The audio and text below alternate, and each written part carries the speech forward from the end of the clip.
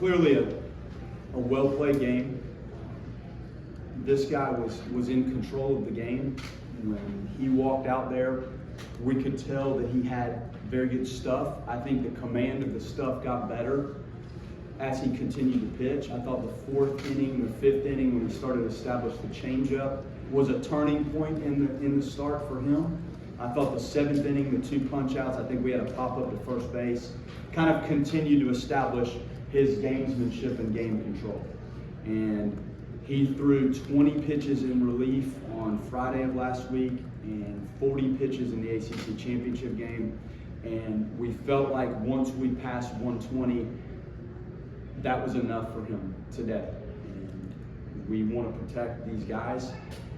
The one left-handed hitter that was up was the one that seemed like he had a pretty good sense of what Dorsey was doing today. So we made the move for Ox, and Ox ended it. We wanted to end that right there.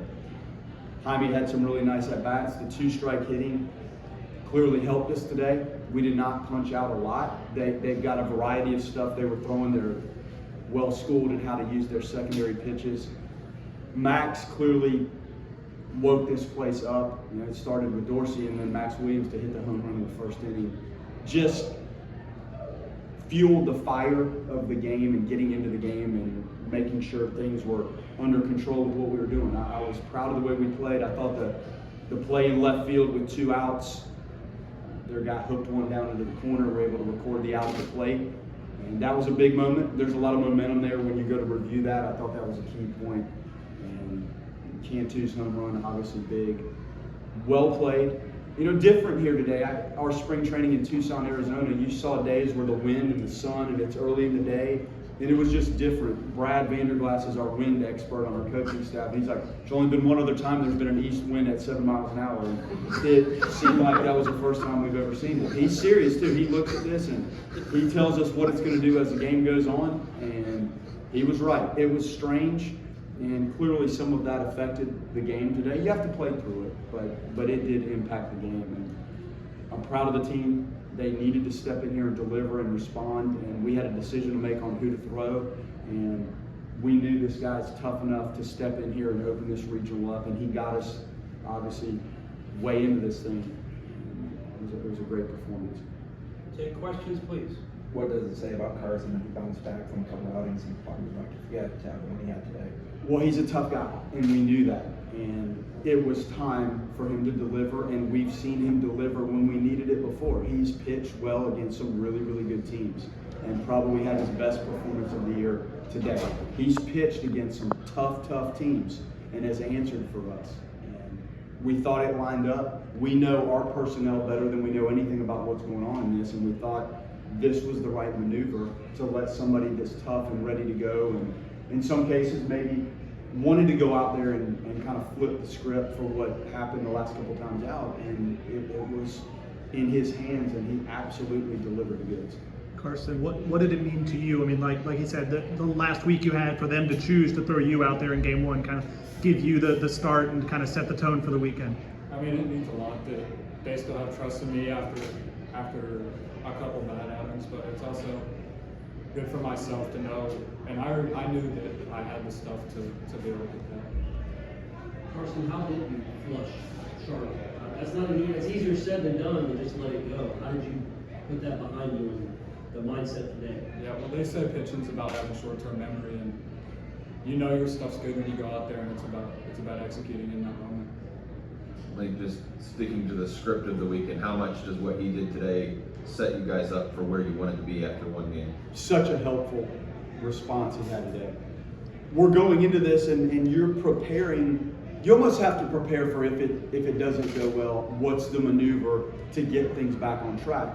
And I really felt that once he got into the fourth and fifth inning of this, it got better and better. And I don't know if you felt that, but it sure seemed like it to me. And the changeup started to become much more consistent and down in the zone. He landed his curveball. The slider, I felt like you had that for most of the day. The pickoff, he's got a very good pickoff move. I don't recall the exact inning, but that's game control.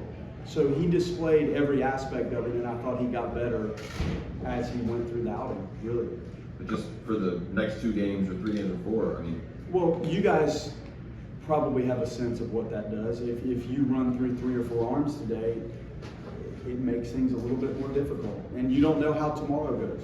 Jamie has done great for us, and his starts have been solid, but you don't know how this thing plays out. You just can't predict it. So when you can establish a start like that and it calms everything down that's going on in the bullpen, it sets you up for a much more efficient pathway with the pitching. It doesn't become easier because of who you're playing. It just becomes more efficient with what you have remaining in the pen.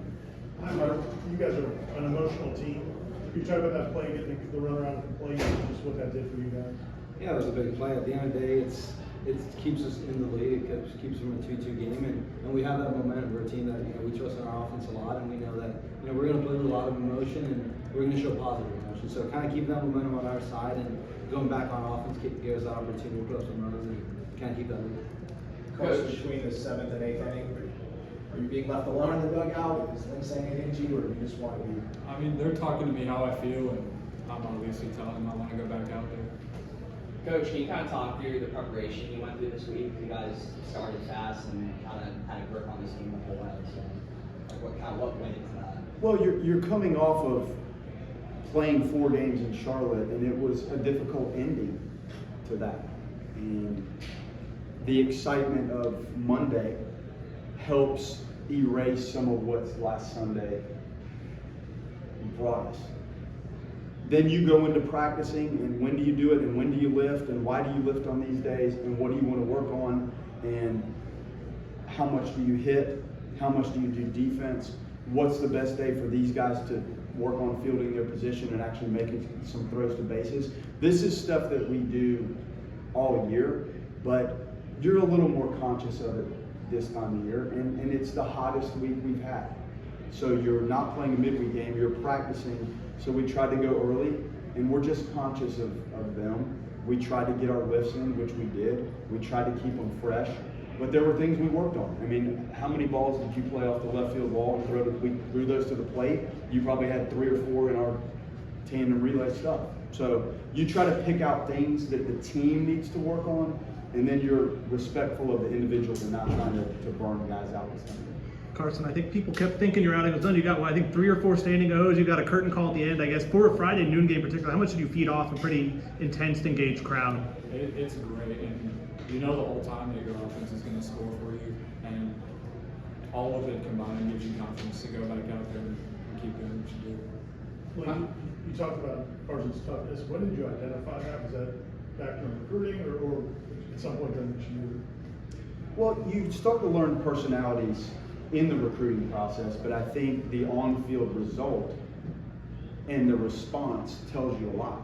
And this isn't a flawless sport for anybody that's played it. You have some really tough at-bats and some good at-bats, and you have to ride it. I think early on, some of the outings that it didn't work out in his favor back earlier in the season, the response to starting some of the games and being able to flush what happened, similar to what happened from Sunday to today, when you see that kind of focus going into a situation, and it was a relief situation to a start, but nonetheless, it's not easy to go out there and have this thing in your hands coming off some difficult moments. So as I watched that maturity and the performance coming off of some tough outings, that's when you solidify that this is a really mentally strong, physically strong, but you have to be mentally tough enough to handle the ups, but probably more importantly, some of the downs, and he has done that. I made up that you guys have won and locked yourself into that second game tomorrow. You saw what that crowd was like postseason today. How excited are you guys to see what that crowd can be on Saturday?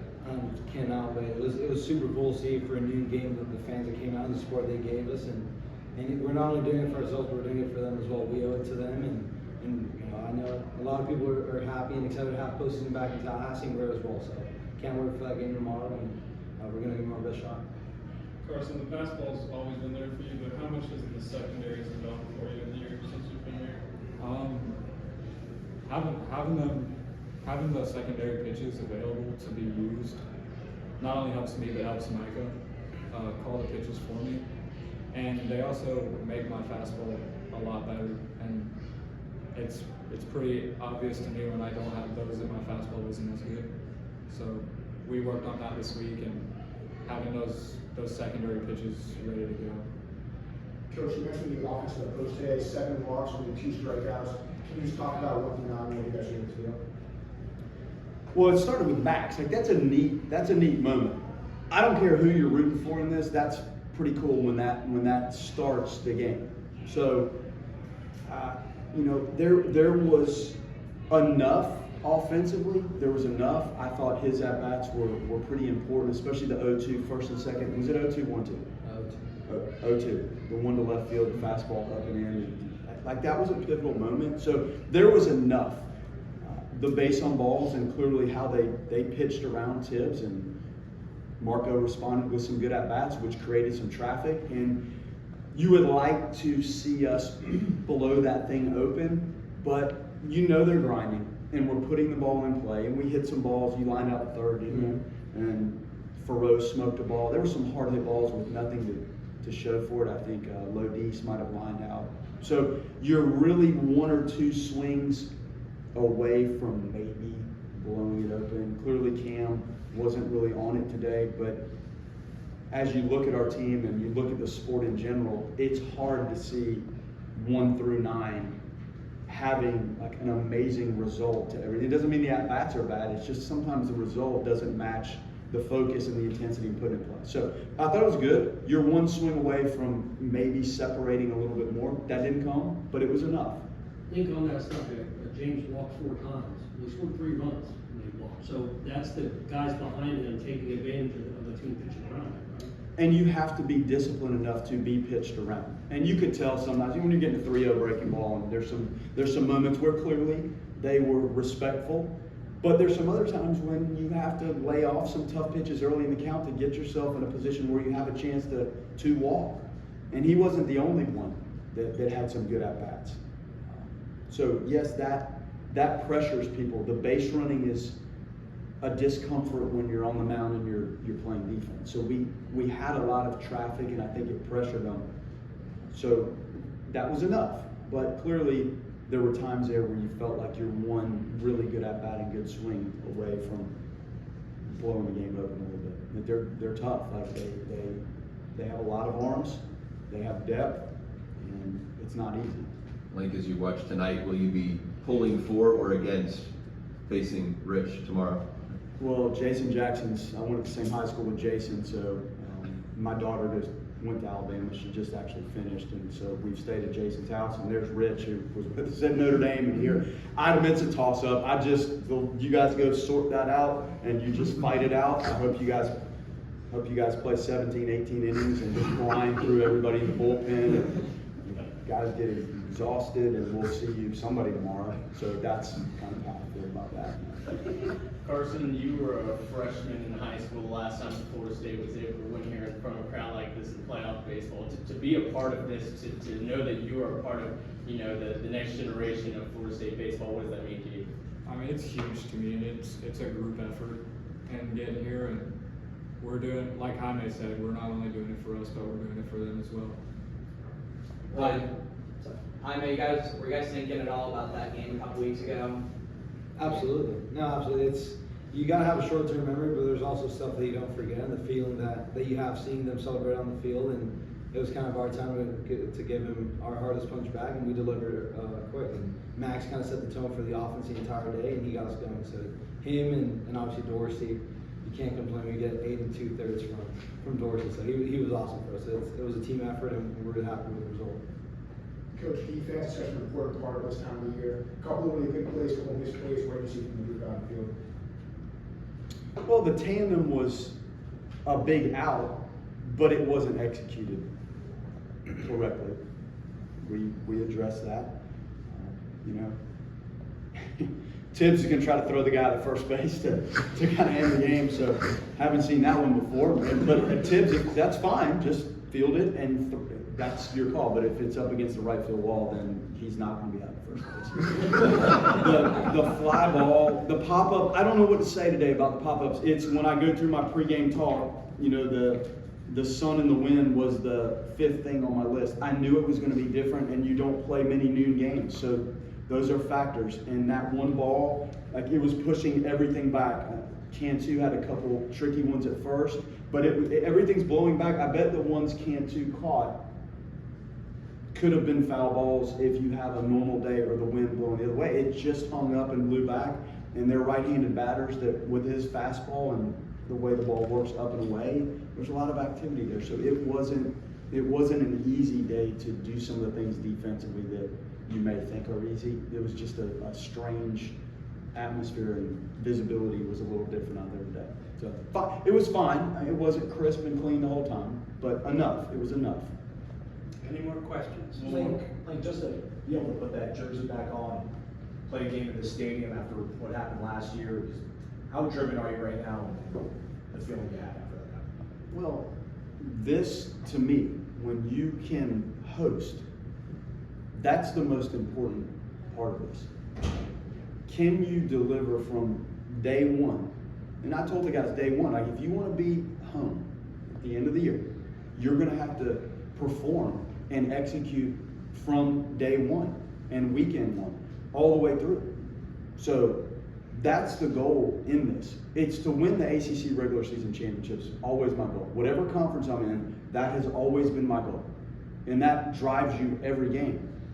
But right there with it, and probably more importantly in this situation here at this program, is can you play well enough all year? Can you handle the midweek games? Like, to play Stetson twice in the middle of the week, those are tough games. So this long haul this year is the indication of their ability to manage from the middle of February to June. And that is not easy. So the reward of this is the reflection for me that they delivered the result from day one. We were not healthy from day one. We battled some things all year. That's what this is about for me. I can look at the program and the team and say that team executed and put themselves in position to play at home. And then when you factor in that they're a top 8 seed, that even means more to me. So that's why I do this. I do it for these guys, and maybe that's why I took him out, because I wanted to make sure we protected him a little bit, and then I do it to put our program in position to be at home right now. But that's an all year. This doesn't happen because you play well at the end of the year. You have to deliver from the beginning of the season all the way through. Take a last question, please. I was just going to ask, it's only one game, but what can this do for Carson? I mean, on this stage to have a game like that. Well, I think the experience of it, he hasn't pitched in a game like this. It's a postseason game, and we had a lot of guys out there that haven't experienced what one of these games is like. When you have that opportunity to see the execution and the stuff actually get better as you go, it just shows his tenacity and his enjoyment of the competition. That's what I learned.